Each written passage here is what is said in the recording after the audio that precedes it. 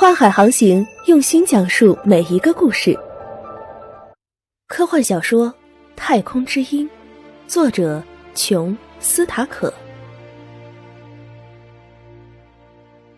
这是2028年，地球联邦总统在他宽敞的办公室里沉思。他感到自己责任重大，他要告诉人们是非曲直，要向他们说明方针政策，并要使他们相信人类每天都必须进行新的战斗，和平不过是一场梦幻。然而这种职责越来越难以履行。此时助理约翰走进办公室，他说道：总统先生，主管太空之鹰计划的麦克博士从波多黎各天文基地打来电话，声称破译了一个来自外星球的无线电讯号。总统听了一阵紧张，仿佛有种大难临头的感觉。他接通视频电话，麦克博士出现在屏幕上，他表情平静、坚定而有些疲惫。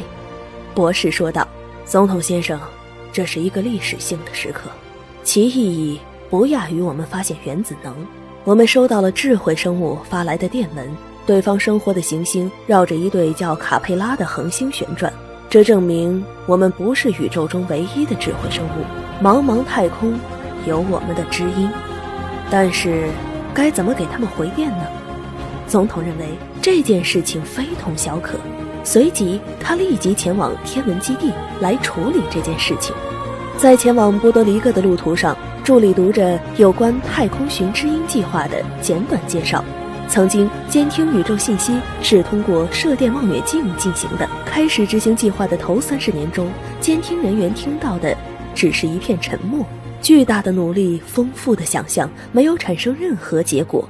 随着岁月的流逝，人们的热情也逐渐衰退了。这毕竟是一件耗资巨大又没有任何产出的事情，基地工作人员的士气也一蹶不振。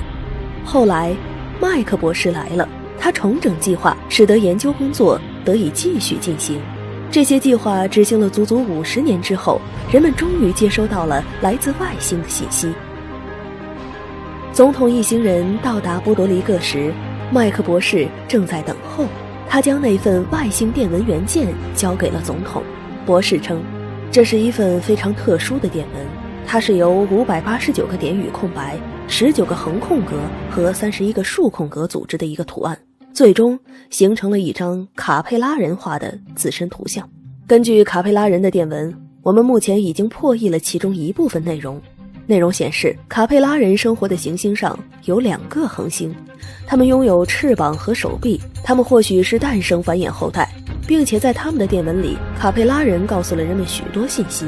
他们是什么人，住在哪儿，如何繁衍生息，如何思维。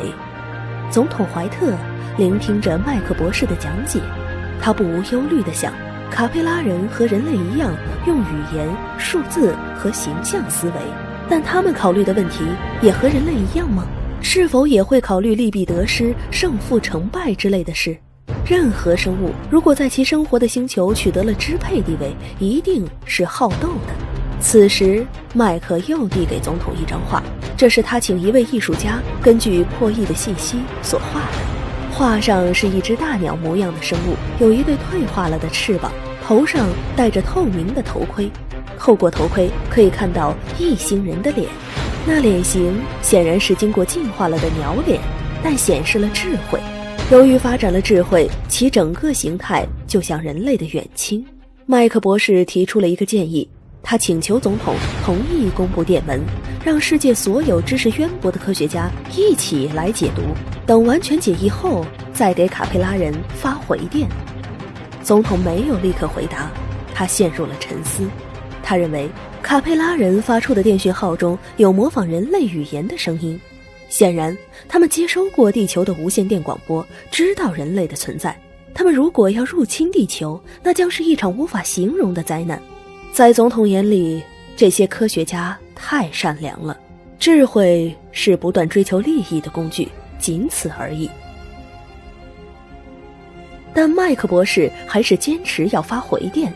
麦克博士认为异星人之间的交际对双方带来无法估量的利好，除此之外，还有他身为一名科学家的个人考虑。博士已经到了古稀之年，他希望能给世人留下点遗产。当回电到达卡佩拉星球之前，他早就离开了人世，但他能留下一扇洞开的门，一条通向宇宙的畅通航线，一种对新世界的憧憬。正在双方僵持不下之际， C 国大使给总统打来电话，他们已经知道了卡佩拉人的电文，他恳请不论现在或将来都不要给卡佩拉人回电。紧接着E国大使也打来电话，他对电文内容的做法深感不安。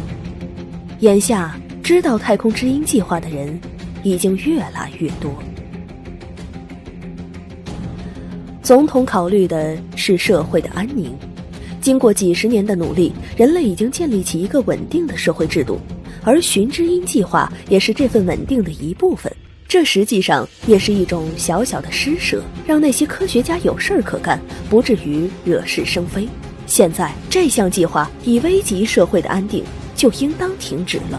麦克试图说服总统，他说道，只要把真实情况告诉人民，人们就会把这看作一种探险事业，看作献给未来的一份礼物。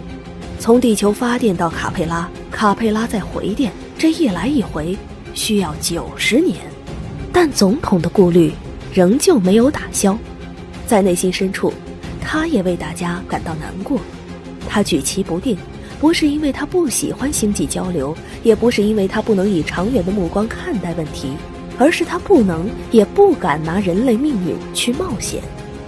此时，总统忽然想起一个问题，他问道，如果允许你发回电，你会写些什么？麦克说道，这很简单，把解译的密码反译过去，告诉他们我们是谁，住在哪儿，如何繁衍生息，如何思维。正在这时，助理发来的信息称，卡佩拉电文中的2个恒星的符号不一样，可以把它解释为恒星以及一个较热的恒星。所以说，卡佩拉人是想告诉地球人，远处的一颗恒星增加了能量的释放，变得越来越热，也许变成了一颗新星。总统立刻想到，天空中的太阳产生任何微小的变化，都会引起地球上万物的根本变化。如果太阳系的恒星变成新星，人类会怎么办呢？